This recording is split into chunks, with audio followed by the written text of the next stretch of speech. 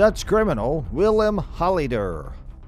It was the 9th day of November in the year 1983, and Heineken was leaving his Amsterdam office shortly before 7 p.m. when suddenly he and his driver, Ab Doderer, were ambushed by 4 armed men. They brutally made Heineken and Doderer let out of the car and kidnapped both of them and took them to a holding facility in an Amsterdam business park. And the 4 kidnappers were Holleeder, Van Hout, Meijer, and Boellaard. Hey viewers, welcome back to Crime Point. Today we'll discuss the recent sentence to life in prison for a dangerous Dutch criminal, Willem Holleeder, and see almost every phase of his life. Are you guys excited? Without any delay, let's dive into the video. And before that, please make sure you hit the bell icon and subscribe to our channel to get every single update from our channel. Do you know that Holleeder had planned the kidnapping for nearly 2 years, erecting a false wall and a long galvanized steel working shed to house their captives? The kidnappers demanded a ransom of 35 million Dutch guilders, which is approximately 15.8 million euros today, for the 2 men's release. That is a tremendous amount of money that not anybody could even have easily. They contacted the police using newspaper advertisements, cassette tapes, and even pseudonyms. Meanwhile, Heineken and Doderer were chained to a shed wall. Despite police advice, Heineken's family met their demands and handed over the ransom 2 weeks after the kidnapping.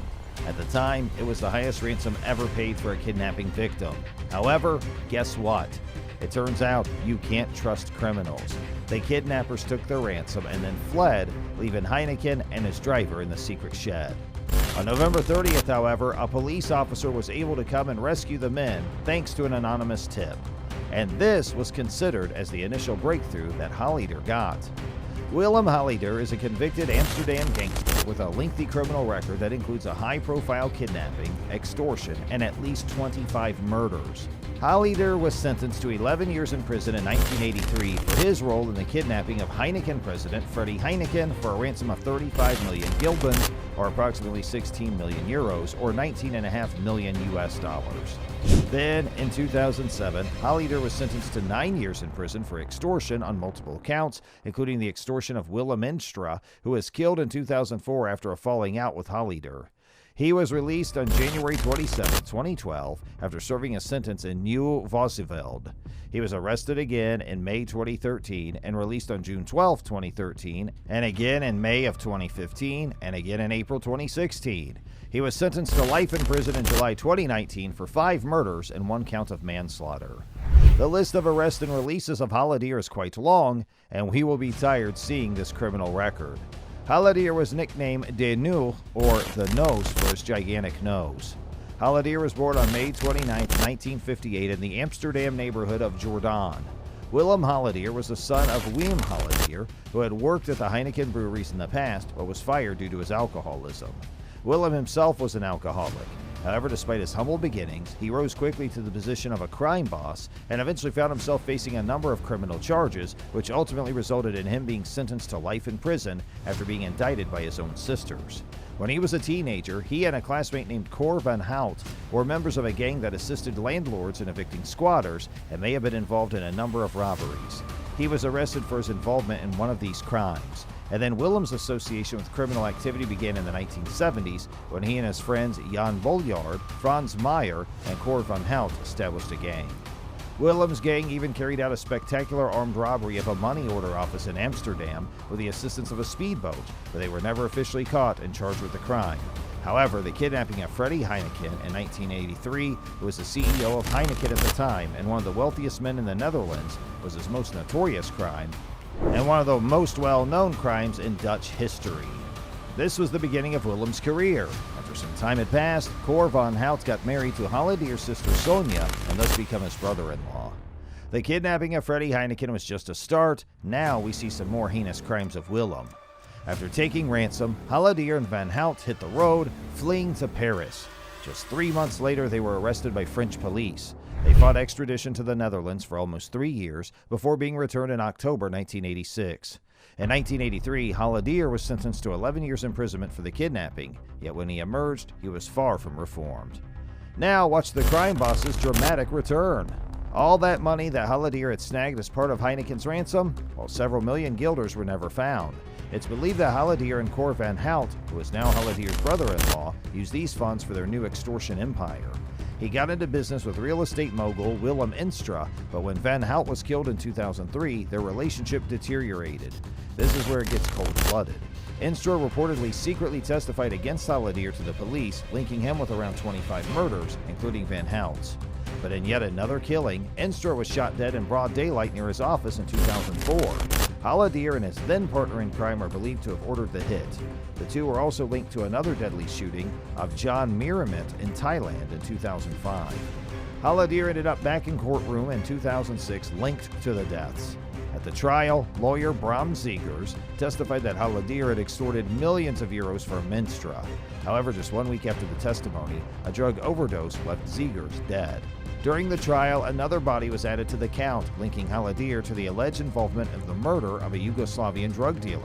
After being found guilty of extortion, yup, just extortion, Holleeder was sentenced to 9 years in prison, of which he served 6.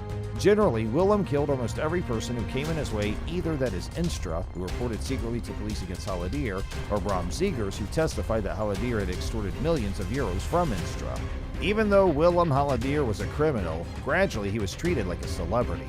Despite protests from politicians who did not want Holleeder to be glorified, Holleeder jumped headfirst into the media upon his release. First, he appeared on College Tour, a TV show that interviews high-profile guests in front of a small audience of a few hundred people. Holleeder then collaborated with Dutch rapper Lange Frans to release Willem is terug, or Willem is back. Holleeder eventually began writing a weekly column for the Dutch general interest magazine Nieuw Review.